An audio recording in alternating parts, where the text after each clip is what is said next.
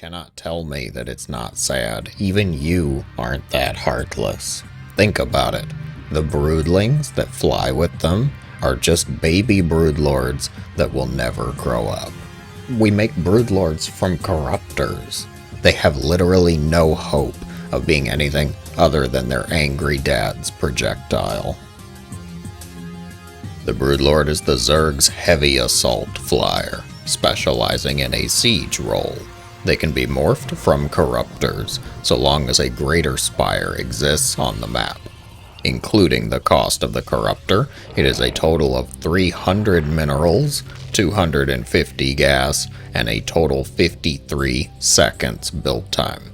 No small commitment.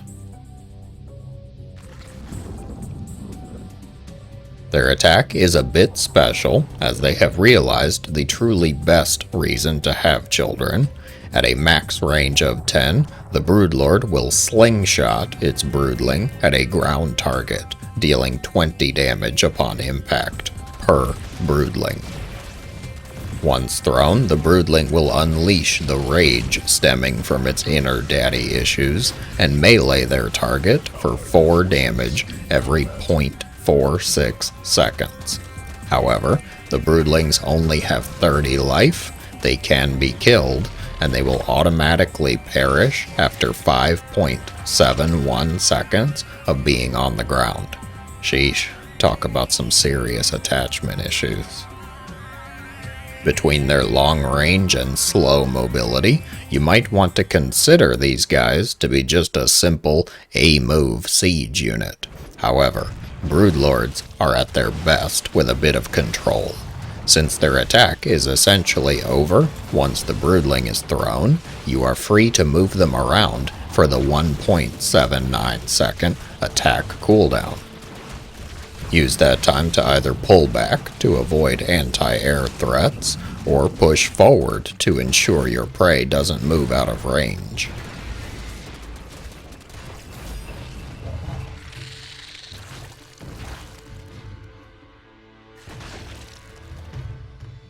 By far, their primary role is laying siege to your foes.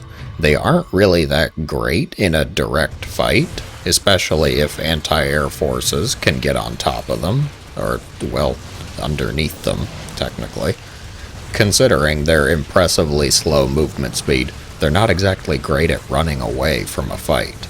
If you're making the choice to get broodlords, it is ideally to force a fight, or to try and attack an entrenched position.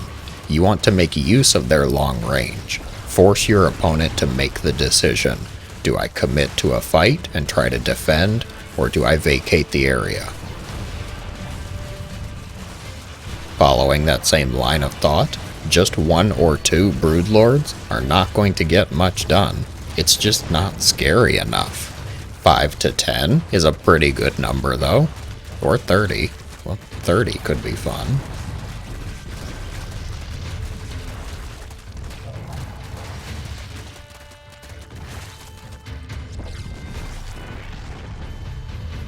Lastly, think about ways to try and maximize the usefulness of your broodlings.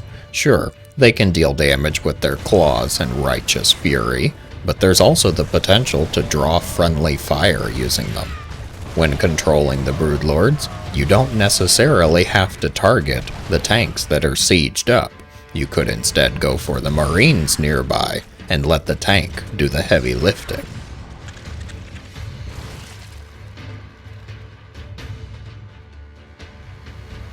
The broodlord is meant to be the paragon of swarm aerial evolution. In gameplay practice, not so much. They can be great, sure, but they tend to fall into a more niche siege unit role. Since their uses tend to be rather narrow, it feels rare to come across them, honestly. That said though, let's recap some of their weaknesses. They are highly immobile.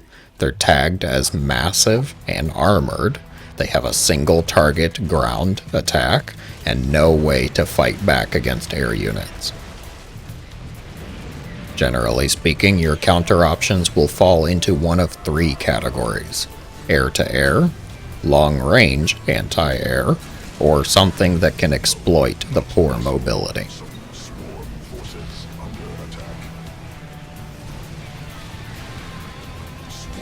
Terrans, I'm going to categorize these options for you. Ghosts and not ghosts. Ghosts are the end-all, be-all of Terran's late game. Best bio unit, Ghost. Best mech unit, Ghost. Best air unit, wait for it. That's right, a Ghost in a medevac. The ideal play is to use steady targeting versus the broods. However, you may need Cloak to guarantee the shot. Or rather, 2 shots. It's 2 shots to kill. Yes, sir. You're on.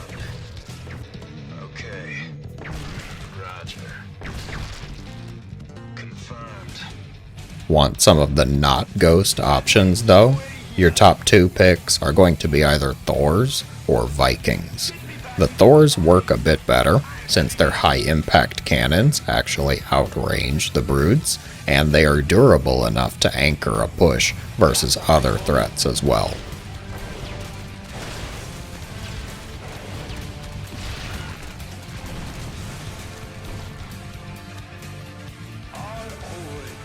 The Vikings will work fine so long as there isn't a direct threat to them, such as Vipers, Infestors, or Mutalisks. You ready for war? Lastly, some honorable mentions must go out to Marines and Battlecruisers. A large bioforce can easily wreck Broodlords so long as there isn't anything on the ground for them to deal with. And the Battlecruiser's Yamato cannon will one-shot Broodlords.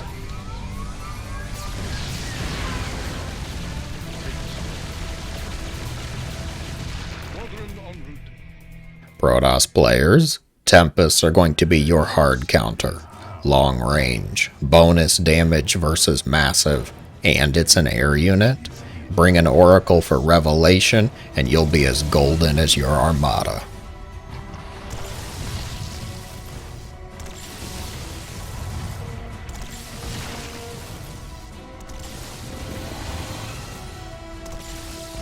Other options can include Blink Stalkers, Void Rays, and the High Templar's Psystorm. The Stalkers can outmaneuver the Broods and may catch them with a good blink.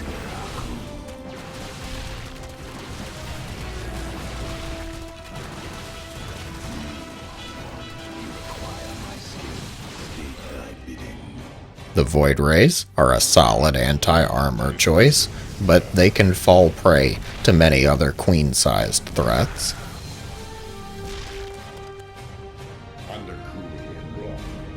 Psystorm? Honestly, good luck making this one work. It is 3 storms to kill a brood. They are slow enough that it could happen, but you need something to protect the Templar too. On a scale of 1 to 10, I'm gonna have to rate Psystorm at a yikes.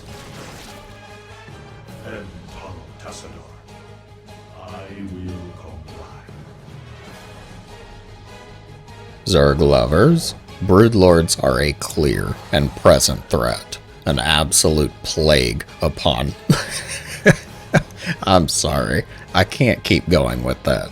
Do you honestly think you will ever see Broodlords in a ZVZ? Enjoy dying to Banelings at the 3-minute mark. The standard late-game ZVZ comp of Hydra, Lurker, Viper will work perfectly. Lurkers shred the Broodlings once they're on the ground. The Hydras can outmaneuver and easily shoot down the Broodlords with an abduct or 2 from the Vipers.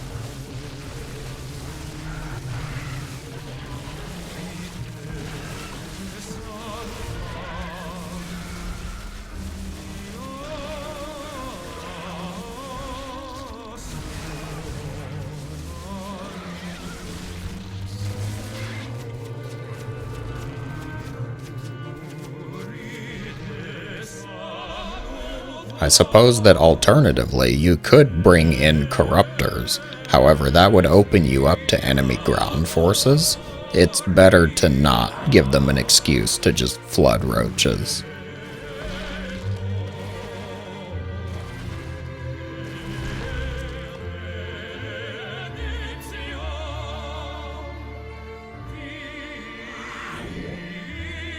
fortress breaking siege unit, or glorified slingshot and dad of the year? You can decide in the comments below. Thank you so much for watching. I hope it was helpful and that you have a great day.